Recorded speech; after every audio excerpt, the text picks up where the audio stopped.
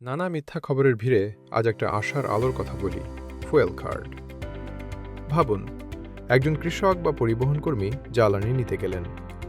আগে অনেক সময় ভর্তুকি বা সুবিধা ঠিক মানুষটার কাছে পৌঁছাচ্ছে কিনা সেটা নিশ্চিত করা কঠিন ছিল। মাঝখানে অপচয়, অনিয়ম বা ভুল টার্গেটিংয়ের সুযোগ থাকত। ফুয়েল কার্ডের ধারণাটা হলো, যার সত্যিই প্রয়োজন সে যেন নির্দিষ্ট নিয়মে স্বচ্ছভাবে জ্বালানি সুবিধা পায়। কার্ড থাকলে সরকার বুঝতে পারে কারা সুবিধা নিচ্ছে, কতটা নিচ্ছে, কোন খাতে কত জ্বালানি যাচ্ছে। ফলে সহায়তাটা আরও টার্গেটেড হয়, অপচয় কমে, আর পরিকল্পনা করা সহজ হয়। অনেকে প্রশ্ন করেন, সরকার কেন সবকিছুর জন্য কার্ড বের করছে? কৃষক কার্ড, ফ্যামিলি কার্ড, এখন ফুয়েল কার্ড, এত কার্ডের দরকার কি? সহজ উত্তর হলো, সিস্টেমকে ডিজিটাল ও মনিটরযোগ্য করা। আগে সুবিধা দেওয়া হতো অনেকটা কাগজ, তালিকা আর অনুমানের উপর।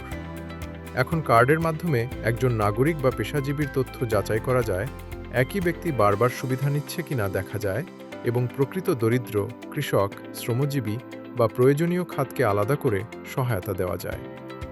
এটা শুধু একটা কার্ড না, এটা ভবিষ্যতের স্মার্ট সেবা ব্যবস্থার অংশ, যেখানে ভর্তুকি যাবে সরাসরি যোগ্য মানুষের কাছে, হিসাব থাকবে পরিষ্কার, আর দেশের টাকা বাঁচবে।